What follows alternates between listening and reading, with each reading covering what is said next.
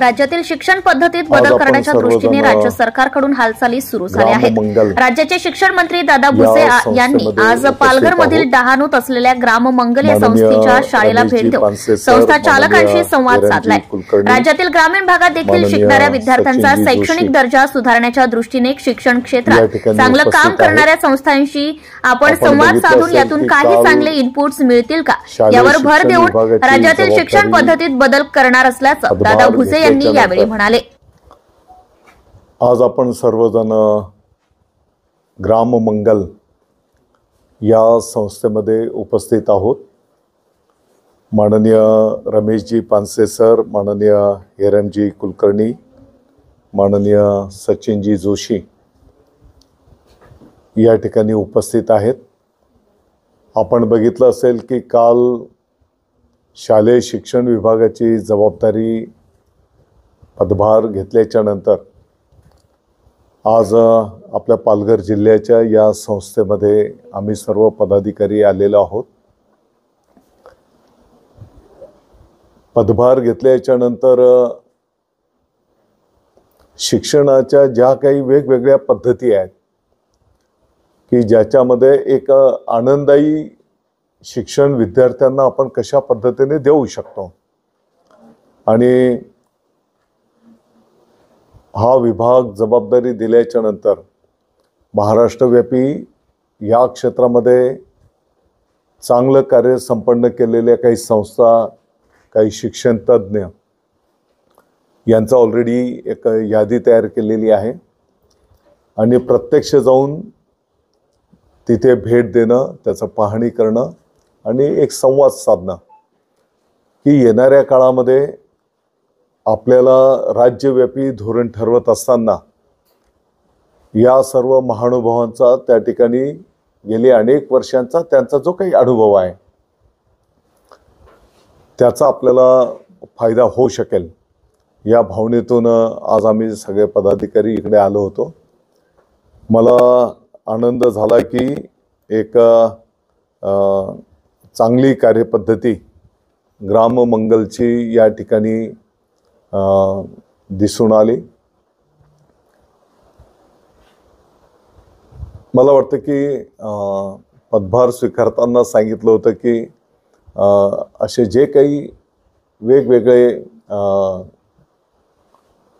कार्यसिद्धीस नेणारे महानुभाव आहेत त्यांच्याशी आणखी संवाद साधणार आहे, तिथे जाणार आहे, तिथल्या शाळेंना पण भेटी देणार आहे, पालकांशी पण संवाद साधणार आहोत, विद्यार्थ्यांशी पण संवाद साधला जाईल, शिक्षक बंधू भगिनींशी पण संवाद साधणार आहोत, काही खाजगी संस्था आहेत त्या संस्था चालकांशी पण आपण संवाद साधणार आहोत आणि मग जे काही वेगवेगळे अँगल्स आहेत त्या अँगल्समधनं जेवढं आपल्याला सकारात्मक पुढे जाता येईल आपलं सर्वांचं उद्दिष्ट असणार आहे गरीबातल्या गरीब कुटुंबाच्याही पाल्याला विद्यार्थ्याला एक गुणवत्तापूर्ण आनंददायी शिक्षण मिळालं पाहिजे आणि त्या दृष्टिकोनातून विभाग भविष्यामध्ये मार्गक्रमण करणार आहे।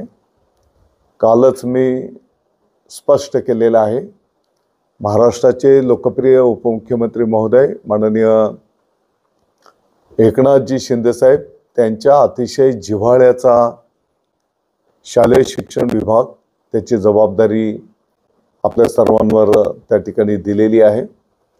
माननीय मुख्यमंत्री महोदय देवेंद्रजी फडणवीस साहेबांनी त्याला समर्थन केलेलं आहे आणि म्हणून या विभागामध्ये काम करत असताना मला माहिती आहे अनेक अडीअडचणी आहेत, अनेक आव्हान आहेत, काही ठिकाणी विभागाच्याही काही त्रुटी असतील तर निश्चितपणे त्या दुरुस्त केल्या जातील। काही विनंती आव्हान आम्ही गावाला विद्यार्थ्यांच्या पालकांना पण करणार आहोत, ग्राम शिक्षण समित्या पण आम्ही बळकट करणार आहोत की जेणेकरून त्यांच्या सहकार्यातनं अनेक चांगल्या गोष्टी आम्हाला पुढे नेता येतील आणि म्हणून आज ग्राम मंगलमध्ये मला वाटतं की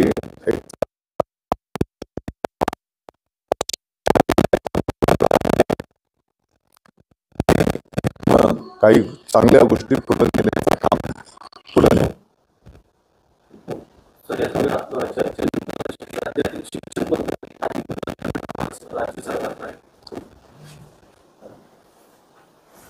येणाऱ्या काळामध्ये आपल्याला शिक्षणाचं जे काही धोरण ठरवायचं आहे त्यासाठी मी जसं आता बोललो की अनेक लोकांनी गेली अनेक वर्ष काम केलेलं आहे. त्यांचे चांगले वाईट अनुभव पण आहेत. त्यांच्याशी संवाद केल्याच्या नंतर त्या गोष्टी समोर येतात.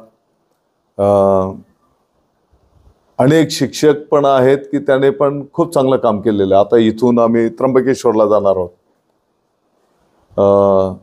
365 दिवस हिवाळी त्र्यंबकेश्वर, 365 दिवस आमची ती जिल्हा परिषदची शाळा सुरू असते. तिथले विद्यार्थी त्यांचं घटना पाठ आहे. तिथले विद्यार्थी दोन्ही म्हणजे ते बरोबर आहे चूक आहे शास्त्रीय पद्धतीने, परंतु ते दोन्ही हाताने लिहितात असं ऐकायला आहे. तर मी आता इथून तिथे पुढे जाणार आहे. अतिशय आदिवासी डेन्स भागामध्ये आमच्या तो जिल्हा परिषदचा शिक्षक जीवाचं रान करून ती शाळा तो चालवतो आहे. तर मला वाटतं की अशा वेगवेगळ्या गोष्टी ज्या आहेत त्या शिकायला पण मिळतील. आणि असे जे आमचे विभागाचे आयडॉल असणार आहेत, आता हिवाळीचं शिक्षक आमचं आयडॉल असेल. आता पानसे सरांनी तर उभी हयात या विषयामध्ये घातलेली आहे. आता शालाबाह्य शिक्षण विद्यार्थ्यांच्या संदर्भामध्ये हेरमजी कुलकर्णी साहेब लिखाण पण करतात आणि त्यांचा दांडगा अनुभव पण आहे. आता आम्ही चर्चा करीत असताना आपण बघितलं असेल की ऊसतोड जे मजूर असतात, कामगार आहेत, ते जेव्हा काही महिने स्थलांतरित होतात तर त्यांच्यासोबत त्यांची मुलं पण जातात. वीटभट्टींवरचे मुलं असतील. काही भागामध्ये मी आता बोललो की स्थानिक पातळीवर पण शेतावर काही कामाला लहान मुलं पण जातात. तर ही जी शालाबाई आहेत तर त्यांना शाळेमध्ये आपल्याला कसं आणता येईल. जेव्हा आम्ही बोलतो की 5वी 6वीच्या मुलाला वाचता येत नाही, वस्तुस्थिती पण आहे, ती स्वीकारावी पण लागेल. त्याच्यासाठी काही दुरुस्त्या पण कराव्या लागतील. परंतु त्यासाठी जेव्हा ते शिक्षक बंधू भगिनी वारंवार पालकांना विनंती करतायत, समजावून सांगतायत की त्या मुलांना शाळेत पाठवा, तर पालकांचं पण जबाबदारी आहे की ते मुलं आपल्या शाळेत गेले पाहिजे. आणि म्हणून आम्ही पालकांना पण विनंती आवाहन करणार आहोत, गावाला पण विनंती करणार आहोत.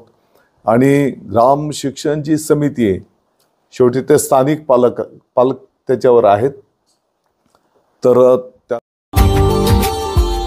Subscribe now and press the bell icon. Never miss an update.